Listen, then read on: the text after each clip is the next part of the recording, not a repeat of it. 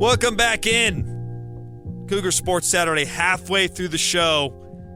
If you're a loyal listener like a lot of you BYU fans, you know what time it is. It's a treasure time here at Cougar Sports Saturday.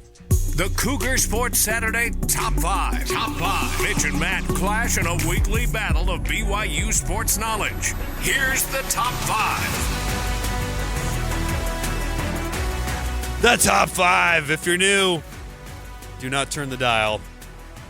This is a trivia segment where our producer, Nate Slack, here comes up with some sort of list. Could be factually based, could be preferential, and off the cuff, myself and Mitch Harper, we battle it out with nothing but our brains, our experience in life, to try to get 3 correct answers and be this week's winner of the Top 5. With that being said, the maestro, the creator of the list, Nate Slack. Hello, how are you doing? I'm good because we're 14 days away from kickoff. I was curious about this morning. This is not the top 5 list, by the way, but I was just curious about the longest off seasons in BYU football history. This isn't one of them. I mean, it's one of them, but it's not the longest. Even 2002. Because of no bowl game? Because of no bowl game. Okay. Because it extends basically an extra month. So there's been 280 days between the last game of 2023 and the first game of 2024. If you go back to like 2002, 2003, 2004, those were all 287 days. But that's a long time. Those are dark days. Those early 2000s. Kevin Young filled the gap nicely. Yes, it has been a long off season for BYU football, and it's glad that it's coming to a close and we're getting some actual. You know what I'd action be on the interested gridiron in, again. Nate? If you want a little research project, how many consecutive weeks since BYU got ousted by Oklahoma State have we talked hoops? Because there was a lot of weeks in previous summers where we wouldn't even touch hoops. And we got hoops news to get to later. We'll get to that in hour 3. Yep. It's kind of crazy how hoops has filled that gap so nicely. Hey, it's good for us. And look, I think no one would complain about BYU being an all-sport school. Yep. Football, men's basketball, well, just mainly those two. But everything else, I guess. Yes, we get them all succeeding. Women's soccer, nice win. But yes, what do you got on deck this week, Nate? Yeah, so this week, first part of the show today, we were talking a lot about increasing havoc on the quarterbacks and talked a lot about sacks. I think one thing that has gone a little underreported this offseason has been about tackles for loss, because I looked at the numbers from last year. BYU is tied with North Texas for number 123 in the country. That's out of 130 teams, with only 51 tackles for loss in 2023. So, for today's top 5, you guys have to name the 5 players with the most tackles for loss in 2023. Okay. So we're going to be starting out with Mitch, and he leads overall 26-23 this series. Okay. Let's go with Tyler Batty. Yeah, easy number 1. 9 tackles for loss, which honestly is still not what I would have expected from Tyler Batty. 9 tackles for loss in 12 games. If I had to ballpark what he should be at this year, 20, 25? I think so. Is that unreasonable? Is that too high for one guy? It is unreasonable. Yeah. I think it's too high. But, I mean, two TFLs a game? Here's the thing. You want more production from Tyler Batty. You don't need more production from Tyler Batty. That's you need fair. more production from the other 3. Yeah. No, I get that. But for him, if he could have like a 15 to 20 tackles for lost season, it'd be good for him. His if production he's for the double-digit NFL draft. sacks and 20-ish tackles for loss, that probably catapults him into a draft pick. I might be just dreaming this up. We'd have to check it afterwards, but I feel like Calvin Noy had 41 here. Didn't he? I could be wrong. Maybe I'm dreaming that up. But 4-ish a game? That's wild. I might be wrong. I might be dreaming that up. I might have just had a fever dream one night about Calvin Noy and just dream that up. But I know he's the all-time leader. I don't know what the number is, but I know he's the all-time leader. I could be wrong, but anyway, Calvin Noy's the man. Yep, I forgot this guy last week, so I'm just going to get him out of the way now. AJ Vongpachon. There you go. Nice. Number 2 on the list, 5.5 tackles for loss. Still not a very big number. I would have expected more from. Wait, what was the 5.5? 5.5. Jeez. And that's number 2 on the team. 5.5. Wow. AJ was the man, though.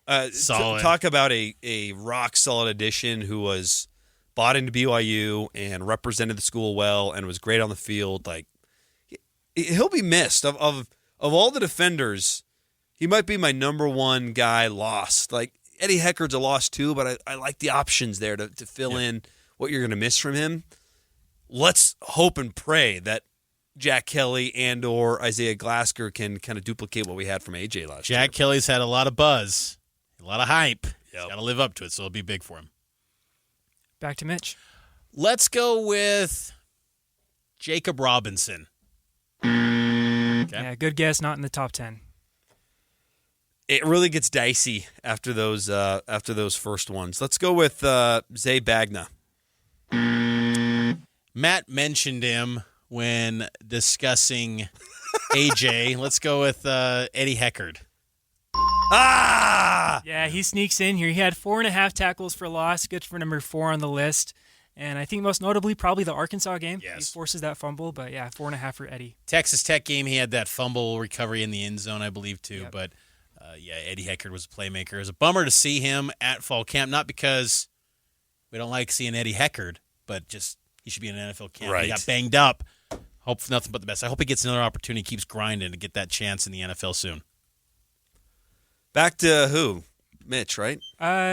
Yes, because Mitch stole that. So Mitch for a chance for the win. How about he only played a few games, but since it's such a low number, Ben Bywater? I thought that was going to come up. He had 3, so he's number 7 on the list. If he had played even one more game, I'm sure he would have cracked the top 5. Bummer. This guy also missed some games, but maybe he did enough to squeeze in there. John Nelson. Oh, I thought that was a good answer. Yeah, John Nelson not in the top 10. Oh, Zay jeez. Bagnaw is tied for number 9, by the way. You guys mentioned that name earlier. He only had 1.5, so crazy. A guy that I'm high on this year, Blake Mengelson. He had 2.5. He's number 8. How about one of my favorite interviews of fall camp? Crew Wakely. Number All right. 6. So 3.5. we're breaking down the top 5 players for tackles for loss last season in 2023. Revisit which ones we've got off the board. So number 1, Tyler Batty. Number 2, AJ Vongpachon. And number 4, Eddie Heckard. Okay. So I'm up 2-1. Need one more for the win. Let's go with Camden Garrett. How about, as some in the athletic department call this player, Harry Taggart? All right. Jeez. We're just getting a lot of buzzers. Okay. Who are we missing? I think I know one. Let's go Ethan Slade. How about a guy I got right last week? Jackson Cravens. Okay. Jackson Cravens had 4. So you're number 5 Hey. on the list. You mentioned earlier wishing they had a DT that was the guy, Jackson Cravens. Would have loved to have him more than 1 year. Back to me? Yeah, it's Matt. So this is for the win. You guys are tied 2-2. We're missing number 3 on the list. He had 5 tackles for loss last year. Number 3 on the list had 5 tackles for loss last year. Wow. Why does it feels elusive, doesn't it? It does. Shouldn't be. Shouldn't be? Let's go with Talon Alfrey. It's too elusive, Matt. Let's go with Ace Kafusi. No, he didn't come on until late last year. Jeez. Too elusive. Who are we missing? Yeah, you guys. This is a big name. Oh boy, this is how these games go. A big name. Let's go with Mitch knows it. Mitch has it right now. I think so. No, it's yours. I know. It's yours, but I think Mitch has it. This is a big name. This isn't a big name now. Isaiah Glasgow. You gave me too much credit, Nate. I don't know yet. I'm trying to think here. Gosh, big name from last season. 5 tackles for loss. Yeah, played all 12 games. There's a hint. Played all 12 games. I'm trying to think of the... okay. Let's go with... I'm trying to think of last week who we said. We saw him at fall camp this year, day 1. Atunaisa Mahe. That was a good pull. He's also tied for 9 for 1.5. That was a great pull. We saw him on day 1 of camp. He played in all 12 games. Yeah. And he had 5 tackles for loss. Yeah, great player. Great player. Yeah. It's making us look really bad right now. I don't want to say a whole lot more don't because say it it's, anymore. Yeah, Don't say anymore. I can't. Say less. A great player. Played in all 12 games. Could it be... This is wild. Jeez. I feel like we went over the whole defense at this point. Could it possibly be Preston Rex? It's so close. Oh, my gosh. Who are we missing from last year?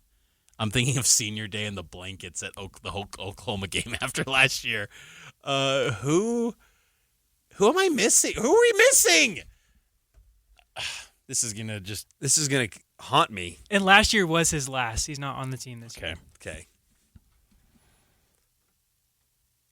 A great... Oh, yes. He's playing tonight with the Texans, Yep. Max Tooley. Jeez. That mullet just seeped through my mind. It said, Mitch, how dare you forget me? Goodness, I'm sorry, Max. Max Tooley. I know. I can't believe he was forgotten. Mad Max. I had thought Mad about that Max. linebacker group over and over and over again, too. Well, and then thank you, Max, for posting a picture of your beautiful mullet on Instagram last night because that just then pierced into my mind. Thank you. Mad Max Tooley. I can't believe we took that long. I can't either. And his neck roll is iconic. Seriously. Then also he had so many impact plays, too. Yeah. He was Touchdowns pick and- sixes. What was it? Utah State, USF. See, when we say the names, now it's like it's all flooding back. Yes. It's all coming back. It's all coming back to me now. It's just I needed to say the name.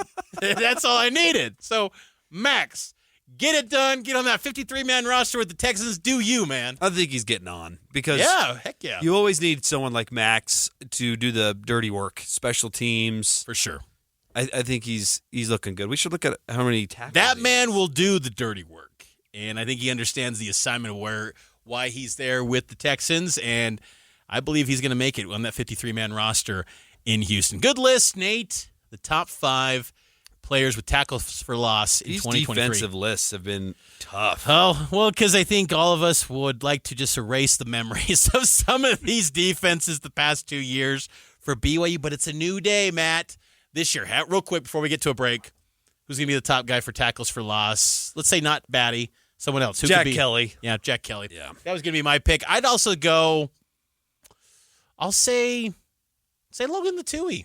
There's been a lot of buzz about Logan. Very curious to see what he does this year. I'll say he'll be. Hey, Max Tooley, four tackles so far in the preseason game. That's second highest on the team right now. Well done. Nice job, Max Tooley. We're taking a break. On the other side, Jay Hill lays claim to being the coolest coach on BYU staff. We'll explain next.